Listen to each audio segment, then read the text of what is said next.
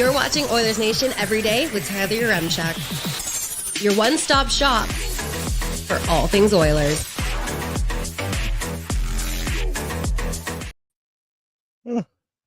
Time to talk about the Islanders for an hour. Let's get into it with the lead.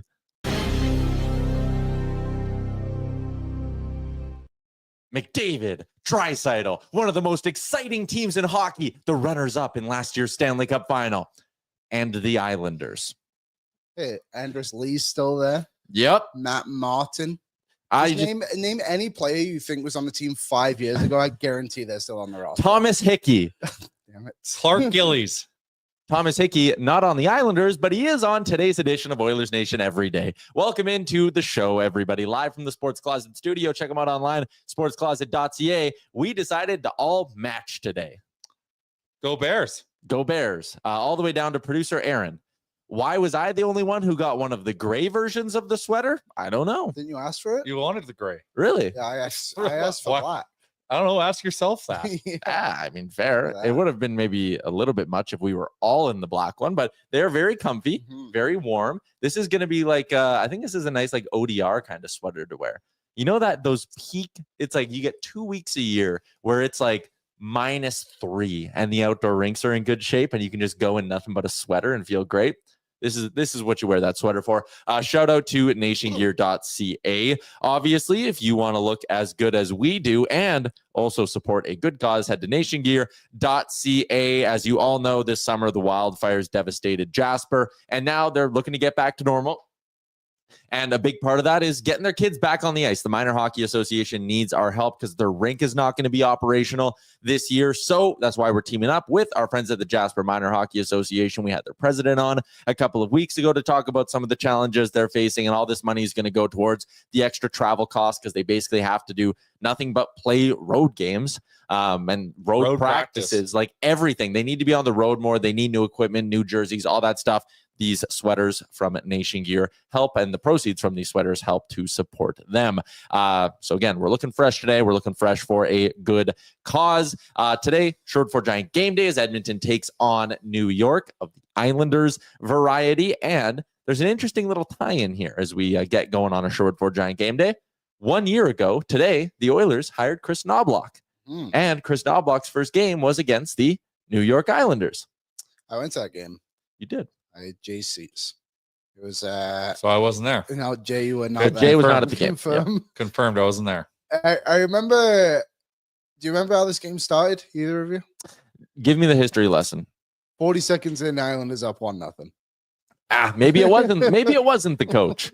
And then Oilers ended up winning 4-1. But Maybe it was the coach. I just remember that first goal. I'm like, you got to be joking. I do. I mean, the Oilers got to break them in. Yeah, welcome to Edmonton. Welcome, yeah. Get used to this. Psych. We like you.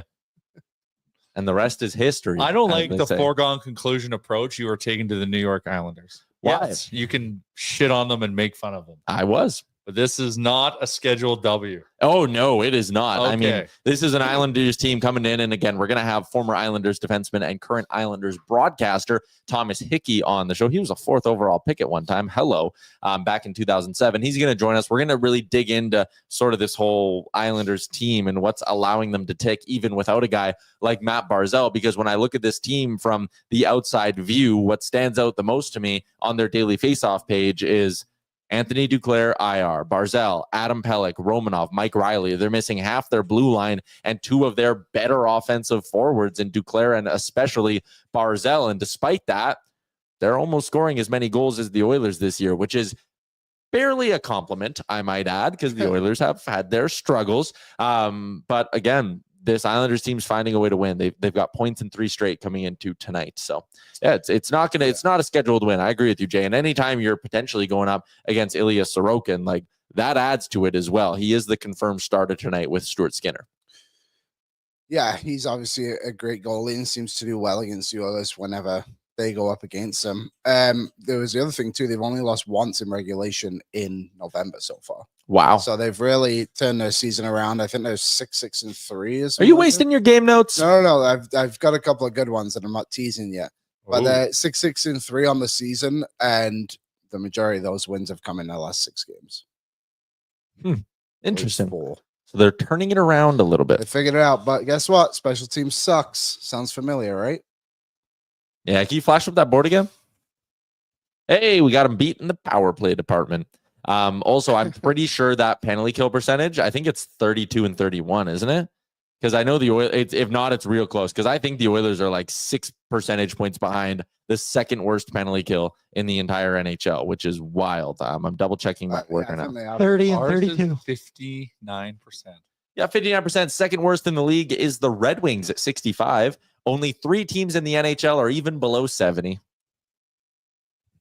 Hey, we're 500. Two of Yeah, those other teams. Detroit 6-7-1, Islanders 6-6-3. Suck it. So, well, sure. Liam, you weren't on the program yesterday. What did you make of the Oilers 7-3 dismantling of the Vancouver Canucks? Yeah, the third period was awesome. That was really nice to see. Scoring in bunches. Seeing Canucks fans before the game telling us how great Kevin Lankinen is, and then all of a sudden that $1 million paycheck becomes a bit of a reality check, doesn't it? And it's just Overpaid. Yep, pay him less. That was a bar, Liam. Yeah, so that was awesome to see. Good to see some of the guys who scored too. Obviously, a couple from Yeah. Connor Brown. How did Yaremchuk play? I forgot. Drake Julia got in a fight that night though in Bakersfield. Bring him up. Janmark had that horrible turnover in the second period that I went to bed thinking about it last night. I was I like, went to bed after Jesus. that. Yeah, I was like, yeah, they're cooked. Their commitment to hate this guy is just We don't hate Disgusting. Matthias Janmark. really. We like him. Do you? We like him the proper amount. It's everyone else who loves him too much. Oh,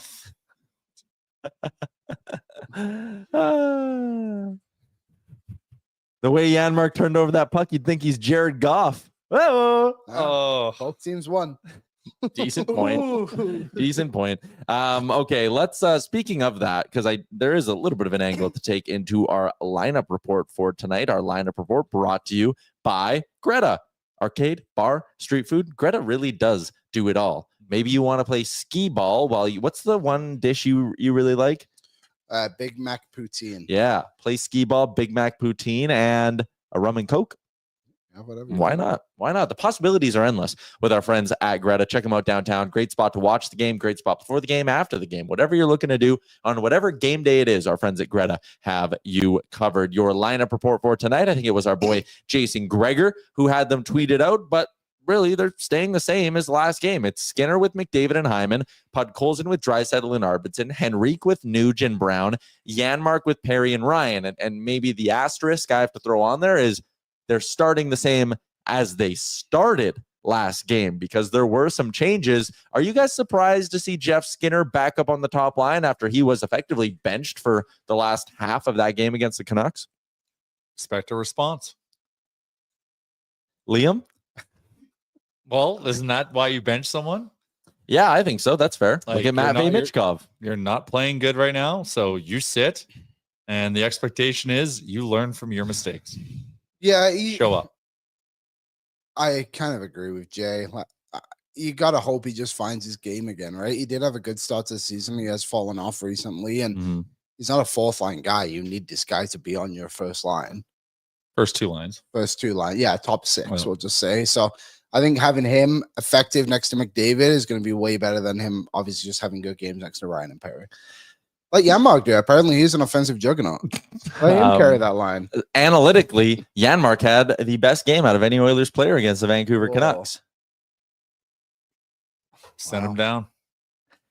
I do think I agree with Send you him in the down. sense of like your fourth line seems to be working when you have Janmark and Perry down there. They're doing a lot of good things. He's making Perry awesome. You're making it really hard to do this. Do what? The fourth line's working. We'll end it there. And you don't maybe want to mess with that all too much. And I do think there's something about having the top 9 get rolling a little bit. What I will say is this configuration of the top 9, like Henrique, Nugent, Brown really isn't working. Skinner, McDavid, Hyman really isn't working. I see the upside in this though. And I get giving it some time. And I don't want to be hypocritical because I've talked about, hey, let guys develop chemistry together and see if the results start to come like you got with that second line.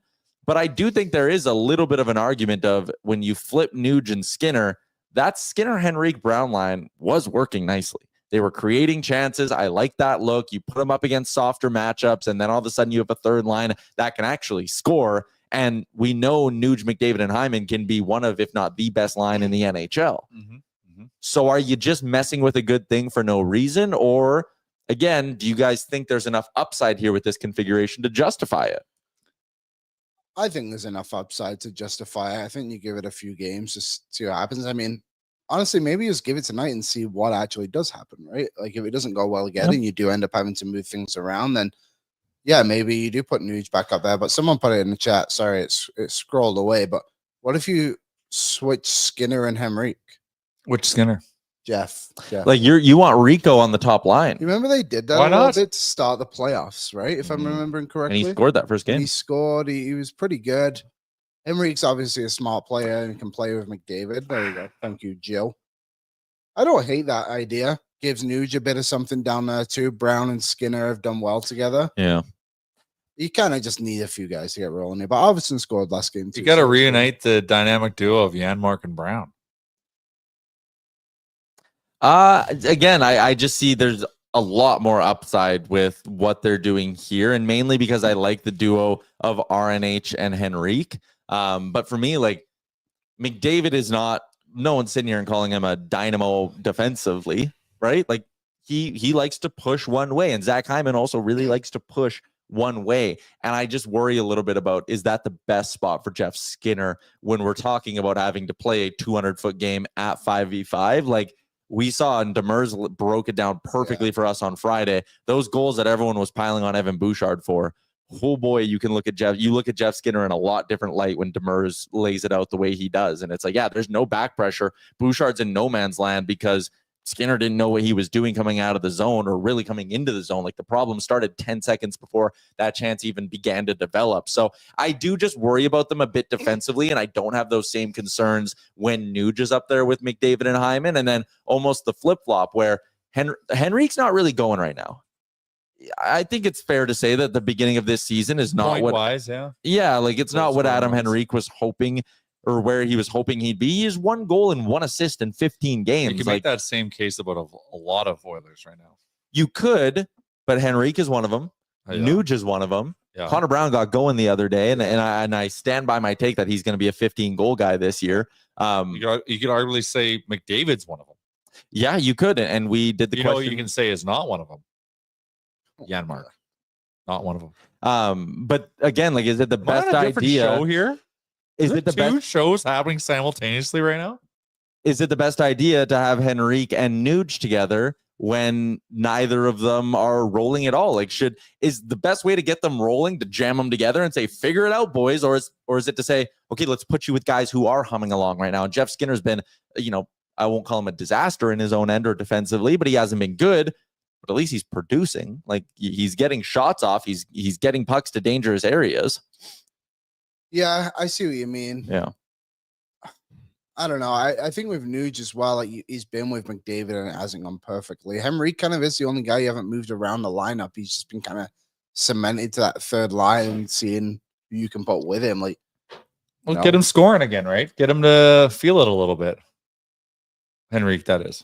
Yeah. I don't disagree with the whole argument. No, I Some see it. defensive insulation for that first line Mhm. makes sense, which Skinner doesn't provide. Nuge can, but clearly we want to keep Nuge as a center. they do seem to really be pushing that this year. I don't get it. Me neither. We pay him as a winger. He plays phenomenal as a winger. Let's make him a winger. And Henrique's also like a center. I know, like, and decent in the dot. Like, Yep. Nuge is horrific in the dot, and this is no Mhm. hate towards Nuge. It's just well documented. Nuge is not a dot guy. Yeah. So is Draisaitl. Draisaitl's like allergic to being in the dot. Yeah, They kick him out he a wins lot. draws when he's in them. The Like, problem is he gets kicked out it's like 50%. I wish there was a stat on that. Because He would be leading the he league. has to be. Like, I mean, I don't And what make is he sense even to it. doing? Like, I don't even like it. There was that clip that went out last Oh year, my right? Where God. he was like explaining himself to the ref. He's like, you have to let me Yeah. do this. And then the ref like wouldn't let him do it. So it must be the same story every game for him. Do you want to guess how many more faceoffs Leon Draisaitl has taken than any other player on the Oilers? Henrique is at 156. He's second on the team. I mean, I guess Draisaitl's taking like. Does that include 2.5. like completed faceoffs or is like address the dot? It's completed faceoffs. 225? What do you think he's at? If Henrique's at 156 and he's first on the team 300 or second on the team, yeah, he's at 282. Wow. So Draisaitl's taken So he's been kicked out of 200. probably, yeah. Like that's what I mean. Like he could be higher. What's his percentage? Draisaitl this year is 56%. So if you look at that based on the actual centerman, like Drake Caggiula is 100%, which makes you think. Shocker. But he's only taken one draw. Connor Brown's 75%. He's only taken 4 draws. Also makes you think. Nuge is, by the numbers, their best face-off guy. Really? 58.6% in 99 draws. Well, I guess you have to harmonize that into his career stats. Well, and I do think an interesting way, and I do, if we get a full game of watching, because we really didn't get that, I am intrigued to see, are they listing it this way because Nuge takes the draw and then slides to the wing and Henrique slides into the middle, right? Like there probably is a bit of that. But Nuge has the best faceoff percentage on the team of players to take at least 90 faceoffs this year. It goes Nuge number 1, 58, Derek Ryan number 2, 57, Leon Draisaitl number 3 at 56, Adam Henrique at 51, and then McDavid's at 48. And that's all the players who have taken I have 90. egg on my face for my Nuge take there. Yeah, he's been winning. But I agree with you in the sense he's not a centerman because I don't think he plays the position well enough. It doesn't have anything to do clearly with faceoffs. It's also Oilers in general are 5th in the NHL in the dot this year. that's impressive. But hey, again, it goes back to what makes this team successful. And we've always, or not always, but at least this year, I've really honed in on pushing back against the idea that this is a rush team and a team that needs to score in these big flashy ways. Like they can do that. Connor McDavid and Leon Draisaitl specifically can do that. But the rest of this team, they're bread and butter. And it's shown, win the draw, dominate possession. You can't get scored on if the other team doesn't have the puck, right? And they really are the embodiment of the best defense is a good offense. And they showed that in the playoffs last year. And I think they're showing it again now, which is another reason why I think people who are worried about this team are not. Our D was great on the playoffs. Like we had a lot of low shot games.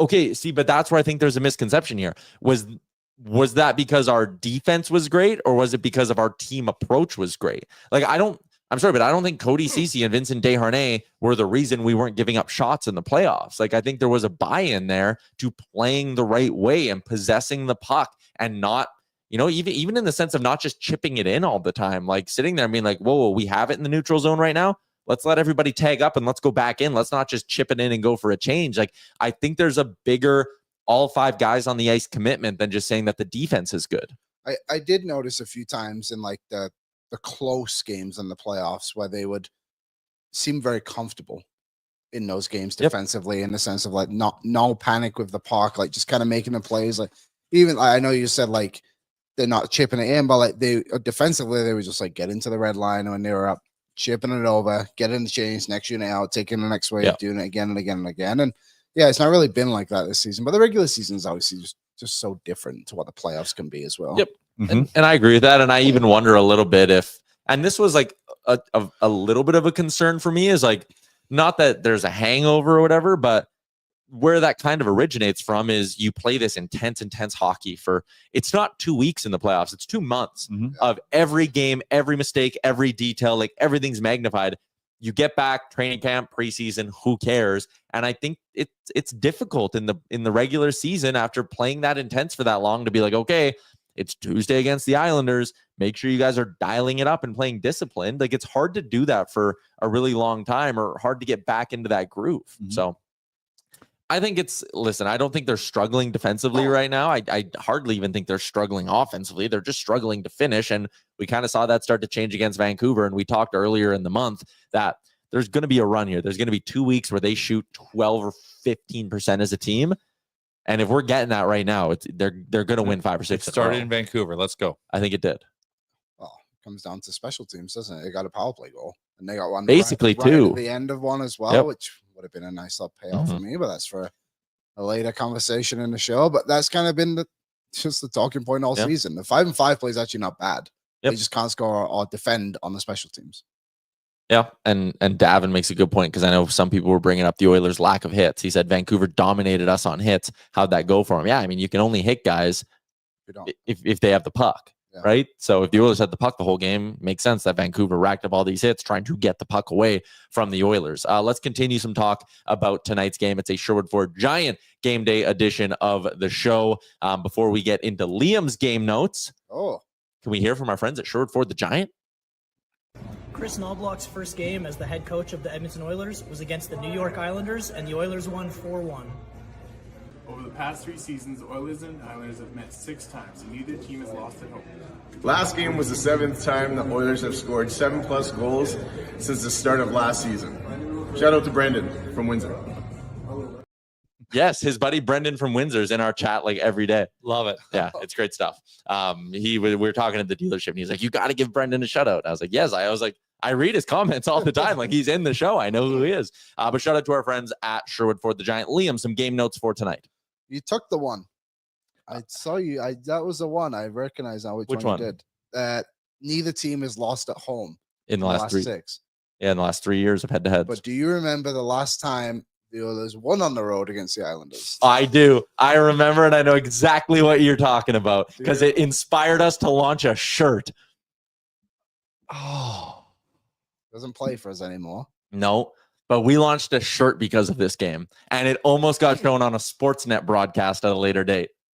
Good, 1984, not quite. No. Something to do with Koskinen. No, but Lico did play that game. Yeah, I mean, that's what I big leak. I also don't think we ever had a Miko shirt. Forced us to launch a shirt. Come on, Jay. There's Early so many season shirts. heater off a big off-season trade. Oh, I know. Okay. And this guy came on and he scored like crazy the first bit. Yeah. The great steal. The real deal, James Neal. The real steal. Yeah, the real steal. 4 goals. 4 goals in that game against the Islanders. The real steal. Only one of the players scored 4 goals in a game for the Oilers since then. So it's 2019. That's so long ago. Yeah, but they only played each other. They didn't play each other because of the COVID year. And then the year the season got shortened, I believe they were supposed to play the Islanders later that season. So they've only played them 7 times since 2019. Yeah. Okay, that's all my thing. Like, what the heck? I didn't think. I remember watching that game with my buddy Connor, and we were both just like sitting there being like, "This is insane." The Oilers got a 40-goal guy in James Neal. They didn't. No, they did not. Ilya Sorokin. Well, shortened season. Maybe would have. Could have saw it through. Well, remember he didn't hit the 20-goal mark, so Edmonton didn't have to give the Flames a pick, and then the NHL was like, "Yeah, you got to give him the pick. He might have scored 20." Ilya Sorokin confirmed start tonight. He's been pretty good against the Oilers. Where did I put it here? Has a 9.08 save percentage against the Oilers and a 2.17 goals against. 1 shutout. Varlamov has only played the Oilers once as an Islander. Anyone want to guess the game? Was it the game Neal scored 4 goals? James Neal scored 4 goals. Hot damn. Too bad Varlamov's not playing because the only other goalie with 5 or more starts this season with a worse penalty kill save percentage is Varlamov. Pickard. Calvin Pickard. There was one other one I wanted to share as well. Evan Bouchard, obviously struggling tremendously. 8 games in a row, he is going without scoring a power play point. Last season, his record was 7. Power play's got to get going. And he's got to be a part of it. Mm-hmm. We're going to get out to the guest line in just a second here. I think we're ready to go. AB, we good? All right, let's go. Star Mechanical Guest Line, Edmonton's #1 plumbing and heating company. You can find out more about them online by visiting them at starmechanical.ca. Residential, commercial, 24/7 emergency service. They do it all. And speaking of doing it all, our next guest, former NHLer Thomas Hickey, joining us from the bowels of Rogers Place. How's it going, Thomas? Welcome to the show. Yeah, you're right. I'm surprised I got a signal right now, but no, I'm good. Ready to go. Should be an exciting game this evening with the Oilers and Islanders, and just caught up. Got the scoop on all things Oilers from Louis DeBrusque, and from the Islanders end, start of a big road trip for them. So they're looking to build on some stuff right now and sort of get back above the 500 mark, much like the Oilers are. You work for MSGN, NHL Network. You're part of the Amazon Prime broadcast as well. And with that, you've been spending a good amount of time in Edmonton now, 2 straight weeks with stops in our cities. What have you thought of it? Yeah, back to back. I'm a Western guy, so can't beat it for me. It was home in Calgary the last 2 nights, which is great, and always fun coming to Edmonton. Whether it was the old rink or the new one, much like Long Island, it's nice when you got a brand new rink. But always special for me. Growing up playing junior in these rinks and then coming back and playing in these cities, it's a blast. It's a different feel, not better or worse, but it's different when you're in Canada. There's something special about it. At least there is for me. Let's talk about this Islanders team a little bit. Again, we only follow them from an outside perspective. And honestly, when I saw the news about Matt Barzal and I looked at their injury report a couple of weeks ago, I was like, things might start to get really shitty for the Islanders, and they've made me eat my words. Points in 3 straight. What's been driving them, even despite their injury woes? Yeah, it's really impressive. I mean, they went through a stretch. They lost in one game. They lost all of their top 3 left-handed defensemen, and with that, they called up a bunch of guys, and they just found a way to survive. And this team did it 2 years ago with Matt Barzal. Went out with an injury right down the stretch during the playoff crunch time, and they found a way to pick up points nonstop. They just sort of come together, and I think they're at their best when they're better. The sum of their parts is maybe better than you would expect. Right now, what's driving it, a first line, if you want to call it that consists of Anders Lee, JG Pageau, and Bo Horvat. Horvat, the highest pedigree of all those guys, but it's like they're checkers that play a game with a bit of touch, and they sort of drive the group. But on the back end, Isaiah George, 20 years old. This team's went through a few defensemen. They called him up, and he's played over 24 minutes his last 2 games and really just given them quality minutes. And I think that's something that they really needed. And look, this group's always going to rely on their goaltending with Ilya Sorokin going tonight. But they've just found a way, and it's been impressive. They probably played a better team game since those injuries than they had previously on in the season. And it's not a blessing, obviously, when you lose guys like Duclair and Matt Barzal, but I think it finds a way for this group to just play a little bit simpler, and they work for their goals. They've been rewarded for that hard work, but it's nothing pretty, but the execution's been good. It's just the way they banded together and really worked for everything that they've got. Yeah, sometimes an injury can kind of spark everyone up a little bit. We saw it. Oilers won 2 or 3 without McDavid. Lehman. What do you think the ceiling is for this Islanders team? Obviously, a lot of injuries right now, but where will they be at the 82 game mark, you think? By what I said at the start of the year and what I'd say true right now is they're probably fighting for a wild card spot, just like the last 2 seasons. And it usually comes down to the final weekend or the last 2 games that really decide if they're a playoff team or not. And nothing's going to come easy. I don't think they might be a group that goes through a stretch where they get hot and score a bunch of goals. But they're much improved defensively this year. And last year, you associate the Islanders with really stout, defensively strong team. They weren't that last year. They weren't that 2 years ago. The underlying numbers were really poor. And this year, they actually have that. So I think when we get to April, this is going to be a team, we'll call it 3 points above or below that wild card cutoff line. And they found a way each year to get in, just sort of the way that it's been done on Long Island for a long time. You just grit it out, you find a way and get in, and then you take things from there and see what your chances are once you get to the postseason. But I expect them to be right in that spot that they were the last 2 seasons.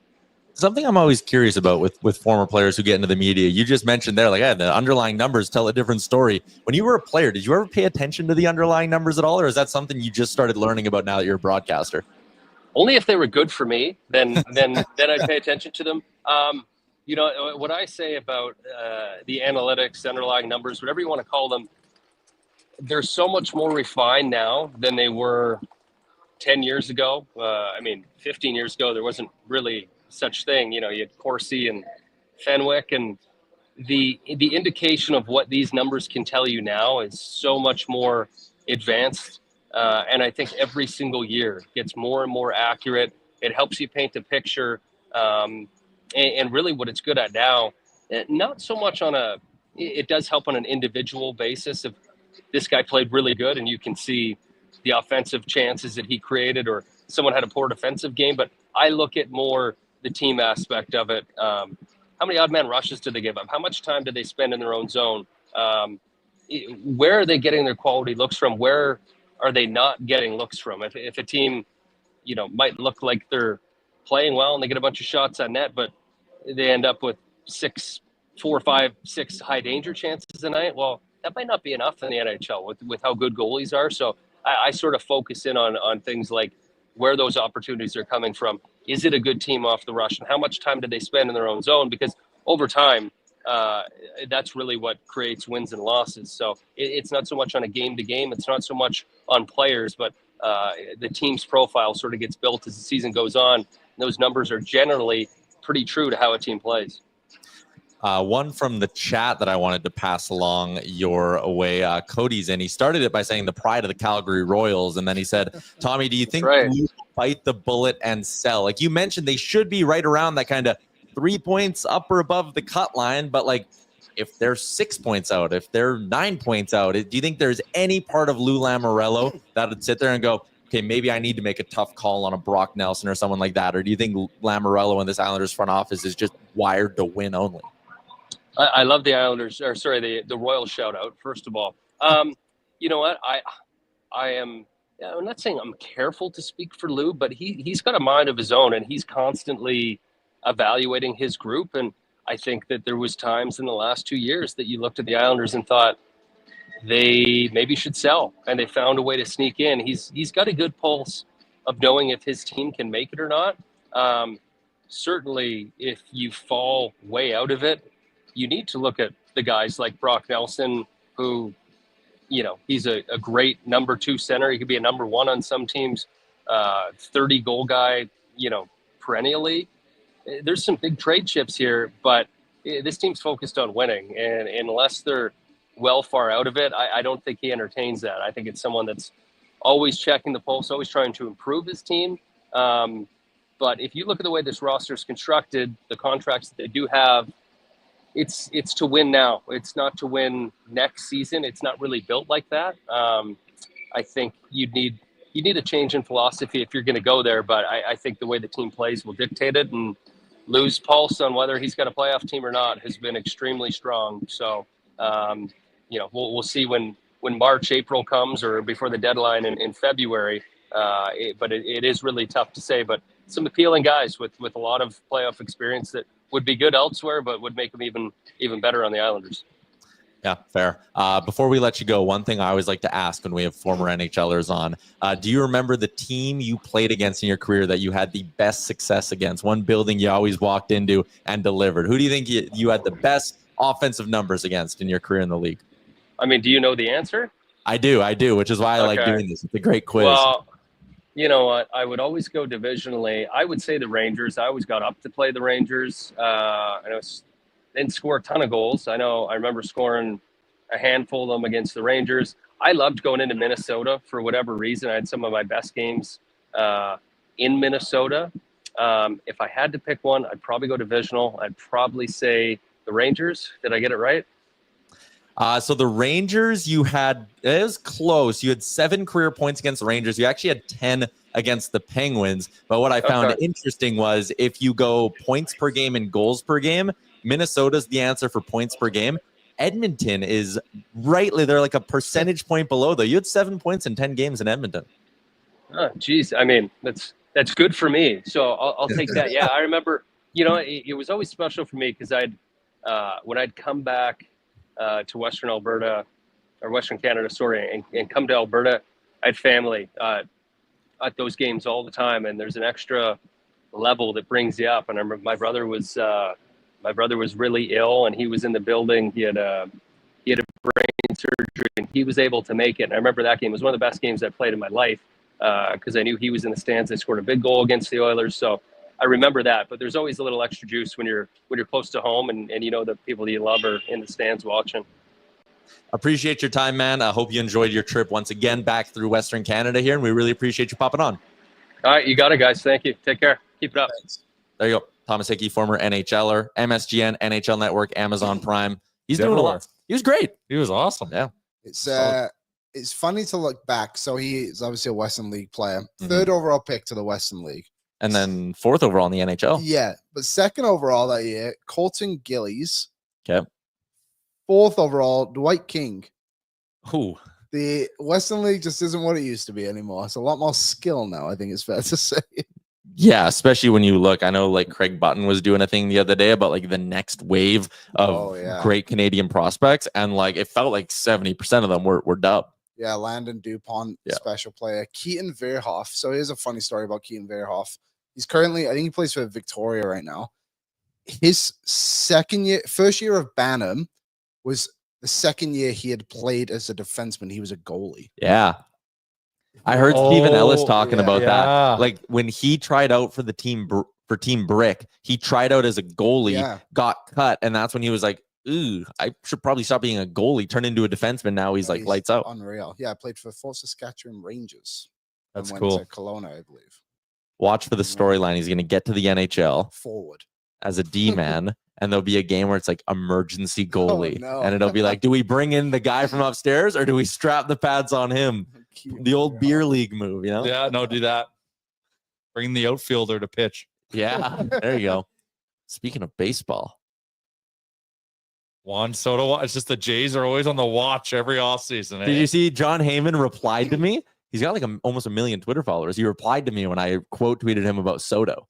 Because I said, stop, please stop doing this. I don't want to hear about it. Stop. And he replied and he was like, dare to dream kind of thing. Also, I told you guys, I said, as my friends, if I ever get excited about it, I need you guys to knock me down a peg and be like, Tyler, it's not happening. So Tyler, it's not happening. It's not happening. But it's like legitimate talking heads. It's like and it is about the biggest bag gets them. So, and he came out and said that in the minutes after they lost the World Series. He said, I'm going to talk to everyone, and whoever gives me the most money, I'm paraphrasing it, but he basically said, whoever wants to pay the most is going to get me. And what did he do 10 days ago on his Instagram story? Posted a nice little picture of him and Vladdy playing the new Black Ops together, who were childhood best Dominican boys? They're childhood best friends.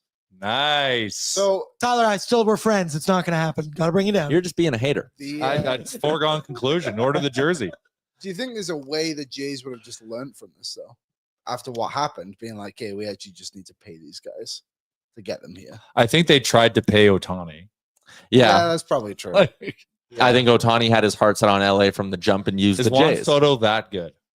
My concern is, and I don't, they're in the same, are the Jays in Cleveland in the same division? No.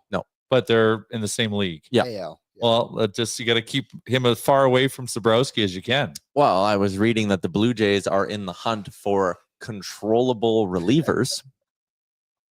What a sum of this would be. You get Soto, and then you go, who's the Soto killer? It's Sabrowski, so you just get Sabrowski.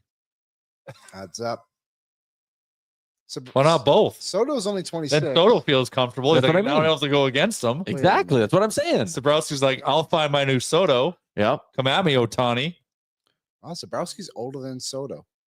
Yeah. That's crazy. Also, is Soto that good? He's the best hitter of his generation. So, yeah. Who's in his generation? Who needs bats? Judge, Acuna. The Blue Judge, Jays. Harper, Acuna, Ohtani. Oh, wow. He's a better hitter than Ohtani, without a doubt. Like Mookie pure Betts. hitter. Yeah, he's better than Mookie. Not a better bowler. No. Bowler? Mookie Betts is a professional bowler. Wow. Yeah. Dual athlete. He's bowled 300 like Yeah, multiple times. several Like in 300s. what? In Yeah. he plays in like the national The whatever. PBA. Who do you Yeah. think you know I am? Yeah, Mookie's in that like league. Yeah, Yep. there it is. Mookie Betts Or who do you bowling. think you are? I am. Yeah, who do you think Pete you are? Weber. Pete Weber. Which That's the also that gets even more hilarious when you hear the backstory. He's yelling that at like a 15-year-old kid in the stands. Some kid was chirping him and he got really mad at The it. GOAT. Also, there's a dog that is not on a leash, and I don't know if it has an How owner come you outside. see Could be a coyote.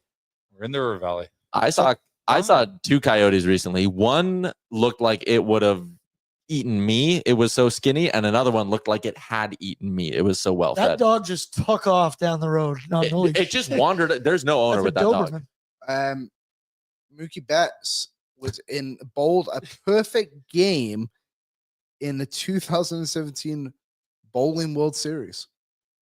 Yeah, it's crazy, man. He's like a really good athlete. There's highlights of it. All right. Let's continue along with the show. We should probably get back into the hockey talk, and this is, I think, a good way to do it. Our Sherwood Ford Giant question of the day brought to you by Sherwood Ford the Giant and the Nation Valet Service. You ring them up, and you say, hey, I need to get an oil change. Hey, I need my winter tires on. And they'll go, are you a Sherwood Ford the Giant customer? You'll say no. They say, it doesn't matter. Do you drive a Ford? They'll say no, it doesn't matter. It does not matter. You can take advantage of the Nation Valet Service with our friends at Sherwood Ford the Giant, and they can even store your winter tires. It's the luxury you didn't know you needed. Did you not like where I was going with that ad read? Were you confused? Because you were giving me a weird look. Oh, no. I got so much in my mind. I was probably just gazing at you thinking about something else. I was like halfway through doing that whole thing, and you were like, wait a minute, he's right. Yeah. Wait a minute, he's right. Wait a minute. Shout out to our friends at Sherwood Ford the Giant. Here's our Giant question. Our pal Zach Lang has a great piece up at Oilers Nation right now about some potential trade targets for the Oilers. But let me start with this because you weren't on the show. Would you have claimed Dante Fabro? No. Whoa, really? Why not? It's a freebie. How big is the upgrade? And it's not a freebie because you're paying $2.5 million and it prevents you from accruing that cap. I just think the Oilers have got so deep into this thing now that they shouldn't be messing with it in that sense. Well, so here's where I'll argue against the accruing cap thing.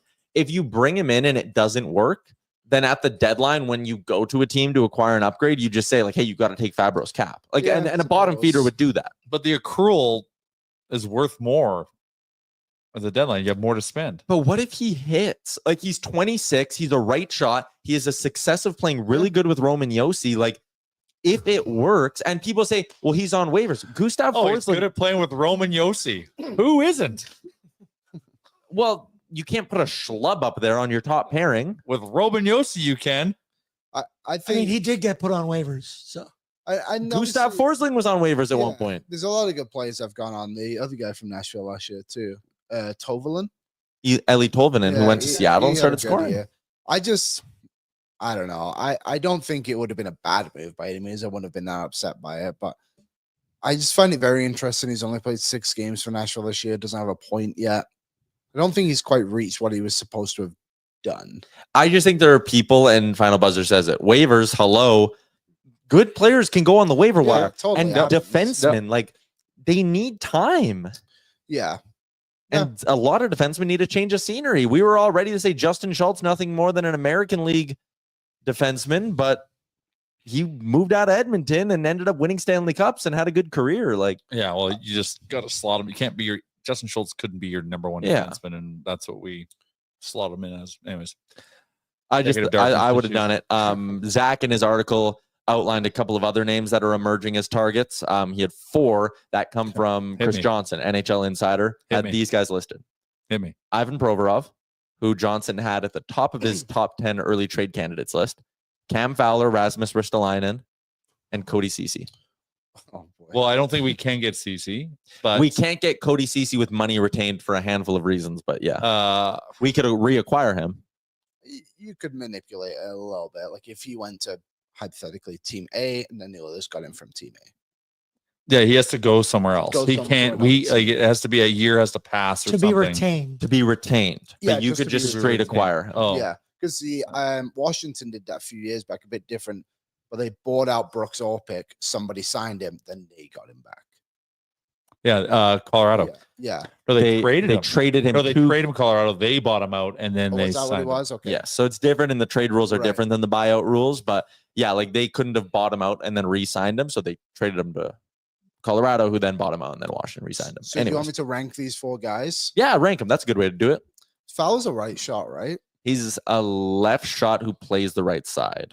And so's Provorov. Correct. Just flip him. Just flip him, Jay. Ristolainen, I don't know. Like how long do we? You'd have to get him. So what? He's at like 5.5 or 7 or something. like Cap that, wise, yeah. Fowler is the most expensive.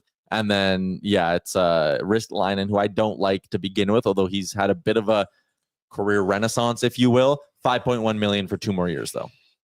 No, He'd have to be retained at the wazoo. Can I just say no to all of them? You don't like Provorov, huh? I mean, I do like him, but the idea Where do you of put him? lefty righty With kind of Nurse. thing is a bit annoying. Do you know what? Like if Kulak works with Nurse and just find a left shot on the third pair. But that almost makes the case for Provorov then. No, because it doesn't. Because if Kulak works, you have Kulak on a cheaper deal, you could probably get a cheaper third pairing guy. But I'm talking about getting a good third pairing guy now. Provorov, Yeah. like it's an insurance policy for if at some point you're like, okay, Nurse Kulak isn't working, stops working, boom, Provorov's the lefty who can play the right side. But we need a second pairing defenseman, which Provorov could be. Yeah, I agree with that too. I don't know. I guess I don't know. I'm not sold enough yet on it. those were the only fault. What were the reasonings he had behind them? Well, Columbus, he's a pending UFA. Fowler and Ristolainen, just kind of reading between the lines here, like the rental market is going to be so thin this year. Like it might be Provorov and then like really not a lot else when we're talking quality. So that might push a couple of these teams to look at guys with term and go, ooh, maybe we are more open to moving that guy than we thought. There's also another guy in Columbus that I don't think this is something the Oilers would do. I thought about this. I wonder if we're on the same page. Yaremchuk? Yeah. Yeah. I was reading about that last night a little bit. He's kind of out He's- of favor again. He is again, like, and this is now no longer the front office that drafted Yeah. him. He's 20. What's the issue? I know he's young, but there's upside there. He's a top 5 pick. I think he just wants playing time. That's his problem. I It's don't know if Broberg. Like this is your mate good Damn for it. Philip Broberg. He's a right shot. He's a right shot. He's a right Yeah. shot. I'm all in. And he's an ELC for next season too. You have to give up some good stuff there though to get that. Would you trade Matt Savoy for him? Yeah, I don't know. Undy. Maybe. Undy. I Probably don't would think too. you would have to go that Then the high. trade is Ryan McLeod for Yaremchuk. That always reminds you. Remember when we were doing That's that? not bad. It's not Hall for Larson. It's Hall, Puljujarvi, and Lucic for Larson. Oh, Or sorry, surprise. Hall for Lucic, Puljujarvi, and Larson. But I agree with you. All And jokes aside, yeah. if that was the trade, everyone would have been like, sweet. And everyone was pumped anyways when we did that trade. But time is now. Who was like the last like top 5 pick, top 10 pick, let's say, who was traded when they were still like relatively young? Broberg. No. Line A? Broberg doesn't count. Savoy. Maybe it is. Savoy. It is Savoy. Like recent. Like how young? I'm just trying to think like first, second, and third year, like still on their ELC. Maybe Savoy is the one. Broberg, I'm not going to count that because he wasn't technically traded. Yeah, you're right. It was Different. It's not like the Oilers were ready to Yeah, pull it's the like, plug on yeah, that. Broberg. PLD. Yeah, maybe Yeah, PLD. Like I if we don't go think I back, remember if Savoy is probably the closest. Yuracek went 6th that year, by the way. When My did apologies. Galchenyuk get traded? Okay. But that's a bit ago. Yuracek went 6th. Savoy went 3 picks after. Oh, Kirby Doc. Oh yeah, that's a good one. There you Oh, they- Byram. Oh, Byram, yeah. Byron's probably the best example. So that was Casey Middlestead, which is similar to the McLeod one. It's like an upcoming centerman. I am all about Yaremchuk. And you can insulate him with Daryl. Cutter Goche. Good answer. Oh yeah, Katagochi is a good one too. But that was also slightly Oh, and different Jamie because he Drysdale then, wasn't if you gonna- really want to. Yeah. Yeah, Not the craziest thing to think he's available, but you would have to pay out the wazoo, as Jay said. interesting. Wazoo. Wazoo. Sam O'Reilly. I don't know. Columbus No. is also that team I now want where him. it's like we want to win some games here too. Yeah. Probably gonna want to play it back. Mhm. Griffin Reinhardt telling me, look, shout out. And of course, Why don't we Matty just give him Albers. Matthias Janmark? Hey, his value is the Yeah, I highest was gonna though, say, literally will ever be right now. based on the way some people talk about him, Columbus would have to add. No, I just want respect for him. That's all. Starting goalies tonight: Stuart Skinner, Ilya Sorokin. Hey, what did you make of Stuart Skinner's little? Good. He should be pissed off about that. Do you disagree? Can I give you the opposing viewpoint? He should have saved it. Sure. The opposing viewpoint is maybe that this is a team game. Your team just won 7-3 Yeah. against a division rival. Maybe now's not the time to be upset about your individual stats. But is it also, it's also okay to have high standards of what your team should be playing at too, especially defensively. Yep. And to give up I don't think they should have called that penalty.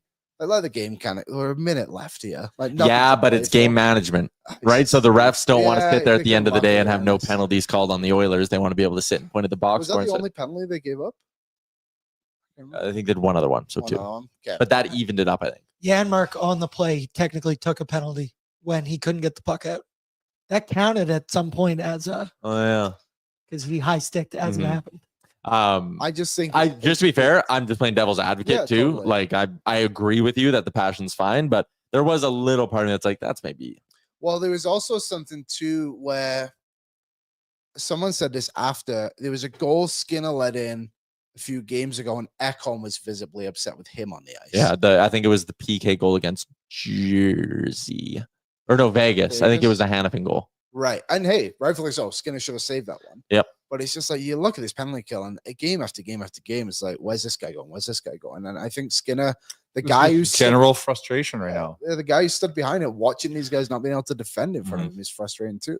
I like a little bit of emotion right now. We got to, especially from Skinner, like a guy who was pretty dialed in on that too. And he's always very calm. Yeah. So for him to show some emotion, like something's going on. I want to get to a couple of your comments. It's in our YouTube chat, which is brought to you by Odd Company and the all-new Nation Beer, a crisp, clean lager crafted for not just game day, but any day. Crack one tonight, crack one tomorrow. It doesn't matter. It's delicious Monday through Sunday. I had a couple this weekend sitting down watching some football on Sunday. Also, you can get it in person.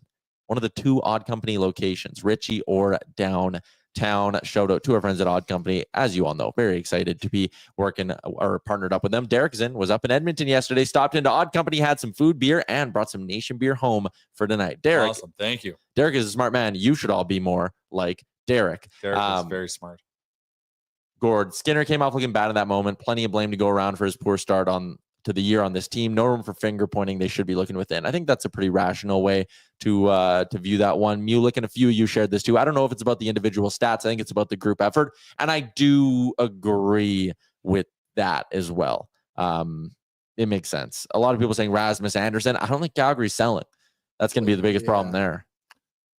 Oh, they said they're not. I'm sorry. Like there's just certain guys that I'm like, oh, you hate him, but you'd want him on your team. I don't think I'm totally with you. I cannot stand the look I just of that can't. I just can't stand the type of player he is. Yeah. And it's not even that he's a pest. It's just annoying. He's like a spot picking hero loser. Staring at fans. Oh, through the oh, glass. yeah. We'd have to watch that. You would love him. No. Jay. No. We'd cheer on Corey Perry. Yeah, if I would have asked you in 2017, would Corey you like? Perry's different though. No, it's not. Corey Perry can back up every action he takes. Rasmus Anderson does not. He is not fully. If you want to be that, that's the thing. He's not balanced. Corey Perry will defend his actions. Rasmus Anderson will hide or pick his spots on when he does that, and still is a prick at that level. We're cheering for Victor Arvidsson right now. Arvidsson's he's a little muscle hamster. Like that's different. If you want to be a prick, he's a diver and he hides. Somebody put that in the chat. I'm not. This is not a same comparison. You know who else does a lot? Oh no, I'm not even going to say it. This is not a same comparison. You're going to say Matthias Janmark. No, I wasn't going to say Janmark. There's another guy that you and I talk about as he does like to get in there with the cross checks, and he has fought twice in his career, I think. Yes, Ekholm doesn't really back it up, Jay. Oh no, yeah, but he doesn't take it the next level. I see what you. Yeah, Ekholm plays hard at the next level. He plays hard, but he's not a rat. Exactly. And you don't like it because Anderson plays hard and is a rat and doesn't fight. And and like picks his spots. Like he will fight, but he picks his spots. Perry like goes in knowing like I'm going to do this, and I know I'm going to have to drop my gloves. There was a graphic that went out about Anderson being like, look at the stare down thing. He has not scored a goal since that. Nice the old Reddit stick flip. Yeah. Ooh, that's cool. What? Matt Benning and Anthony cleared waivers today? Yeah, they both did. 2 former Oilers clearing waivers. We got a new contest we're going to be doing on the show. I also got that email. Yeah, this is a good one. Well, let's I think we can kick it today. Let's go. Our friends at Sports Closet stepping up. $50 gift card on every home game day here in the city. Shout out to our friends at the Sports Closet. You know what we're going to do? Drop in your predict the first goal scorer for today. And then we'll come back tomorrow. We'll put the names into a draw of the people that are right. And we'll give away a $50 GC to Sports Closet. All right. How are we going to do that? You're looking at me today like a lot of my ideas are bad. What's wrong with this idea? We'll talk about that one after. So I got to go dig through the chat tomorrow. Maybe we'll do it a different way. Maybe we'll do it a different way. Yeah. Let's do it a different way. Probably a good idea. Okay. We'll do it a different way. But we will be giving away $50. Oh, people are already guessing now. We'll give away a $50 gift card. Do it a different way. Sorry, folks. We'll give away a $50 gift card to Sports Closet every home game day here on the show. Excited to be doing that moving forward. Shout out to our friends over at the Sports Closet. Let's continue along, wrap up the show the way we wrap up every game day with our keys to victory and our betting challenge. Let's do betting challenge first, though. Shout out to Bet365, largest sports betting platform globally. Download the app today. Use the promo code NATION, NATION, whatever the moment. It's never ordinary at Bet365. Gentlemen, what do we like for today? Am I going first? Yeah. I go first? What? Okay. I was going to say, just let Jay get his over with. Yeah. We don't even need to flash up Jay's. His is the easiest one. I mean, why not, guys? The odds are coming down. The books are thinking he's going to score tonight. Plus 550. I think you're jinxing him. You know, I didn't pick him last show. Game. Yeah, there's one game you did. Yeah, last Vegas you did not. Vegas I did not. And I thought that was going to be the reverse jinx. That did not work. This guy is on the second line with Leon Draisaitl, and he's had so many amazing scoring chances. So many have not gone in. The math is going to math. The oily accountant Jay is single-handedly pulling down these odds and put goals in. The books are like, we got it. Actually, we found our guy. Okay, you're going to put goals in. Liam? Dry power play point. Again, run it back. I was so close last game. And it was That does suck. It was 200 last game, too. So plus 185. Plus 185. I lost a minus. Zach Hyman plus 270. That's nice. Nuge plus 300. That the books have just turned their back on our power play. And like, so there's got to be that. There's going to be that window of opportunity where it catches, and there's probably like 2 or 3 games you can smoke it. So in November, the Oilers power play is actually clicking at 25%. So that's, I think, 5 games. I think I'm gonna ride with you on that one. Boosh is 205. Liam, if he breaks his streak. Well, you know what you could do tonight? Don't trust it. You got to gulp a little bit, but if it hits, $25 on each player, on all 5 of them. They score 2 power play goals. You'd be laughing. I think McDavid was plus 140 to get a power play point. So like 1 power play goal, and you're really 135. To put 135. Put that in comparison. Do you have his just his 1 point? I think it was minus 500 just for him to get a point. Yeah, the milestones. Minus 600. 600. Yeah. Minus 120 for 2. That's crazy. So if you're looking for some juice, that's where it probably is. Mine going with the same game parlay tool. McDavid 2 points, and the puck line, it comes in at a nice clean plus 200. I think the Oilers get the best of them tonight. Giddy up. Interesting. I mean, they better, but they have to work for it. It's not going to be an easy one, but again, Oilers are a good home team. They've been good at home against the Islanders traditionally. They played really good on Saturday. I think they rolled that in with some good momentum here. So under or over 6. That's what the line is. 6.0. I think under.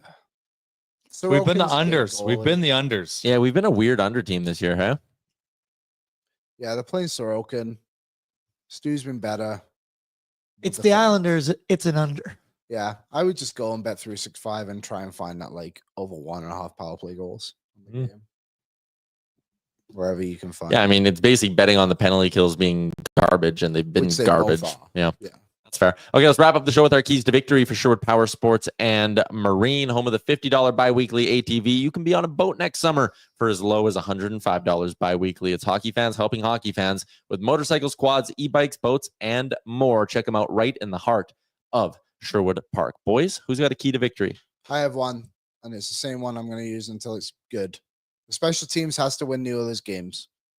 That's kind of what helped them in Vancouver. I know they got a lot of goals, but they were on the penalty power play. And it was 4-2. Sorry to catch up, but it was 4-2. They got a power play and they scored, and it was game over. Like, that can be your death blow. Yeah, so that's it for me. Yep. Special teams. Tyler Mielek says it. Key to victory. It's a special teams battle. It's such a layup, but it's literally. But it's so true. Yeah, the numbers are so damning that you're right. It's just like me betting on a Colson goal. Yeah, like it's got to keep happening until it happens and everything is solved and we're good. For me, it's just show up. Do not take the Islanders for granted. Clearly, they're stringing wins together, even though they're decimated. Do not assume this is a scheduled win. Show up. We got to get the season back on the rails. Got some momentum getting that W in Vancouver. Let's keep it going. My key to victory is going to be Stu. I think I want to see him back up that kind of fire he showed against Vancouver. Like if you're going to be that guy, and if you're going to be mad at the group and all of that, and I'm not saying it's wrong, I like the passion, but tonight this is an Islanders team on average giving up north of 3 goals per game. I think Edmonton's offense is at a good point now, and I think that shooting percentage heater is happening. If you're Stu, play good, man. Back it up. Get that crowd chanting a little bit. And get everyone kind of not back on your side, because I don't think anyone's not on his side, but you know what I'm saying? Yeah, if you're gonna do what you did, you have to make a few saves. Got to back her up. Yeah. So Back it up. Victory. There you go. Shout out to Thomas Hickey. He was excellent today. Awesome. Yeah, really enjoyed Real our good. chat with him. It's a shame they only play the Islanders twice a year, because I would like to have him on more. Do you know what's the crazy thing about Thomas Hickey is the reason he became an Islander is because LA put him on waivers. Really? They put the 4th overall pick on waivers. He's from Calgary, right? Yeah, I feel like him and Everly are like tight boys, and I wanted to ask an Ebbs question, but they might be, I'm almost certain. But Would they have played together anywhere? Calgary? Just growing up in Calgary is what you're saying? Yeah, he was a Seattle Thunderbird in the dub, so he wasn't a Pat. Interesting. Yeah, they might have been on a World Junior team I was together going to too. say, was Hickey on the World Junior team? Probably. He was. He was on too, 08 and 09, so he would have been there for those Ebbs years. The sports beard sent us a tweet. Oh, yeah? Did you What see did he this? Of him in his Jasper Bears shirt. Hey, he's matching us too. Boy. Yeah, watching the show. Shout out 3 Jeremiah. laptops. Crazy. Love it. Yeah, he's a dog. He doesn't miss anything. Good man. All the way up in Alaska, rocking a Jasper Bear shirt. Love it, Jeremiah. Everyone in the YouTube chat, you guys were great today. Someone asked, when's the usual Ennis episode? He's back on the show Thursday. Tomorrow is our Frank Day. Friday, Demers, giddy up. It's a loaded finish to the week, and hopefully we got some victories to talk about as well. That's a wrap on another Sherwood Ford Giant Game Day edition of the show. Hit the subscribe button, hit the like button before you go. Enjoy the hockey game tonight. We'll see you right back here. Oh, Aaron's live 6 o'clock tonight with pregame, postgame right after Sean Pang and Eben. Sean Pang and Eben, baby. Sean Pang My seat. back in the mix. Shout out to Pang. Shout out to pregame with Boardsy, postgame as well. Shout out to Again, Jasper. shout out to Jasper. We're all looking good, looking fresh today, and for a good cause. Enjoy the hockey night. We'll be back here noon Eastern tomorrow. Oil up. Thank you for watching Oilers Nation Every Day. Hit the subscribe button to never miss a show.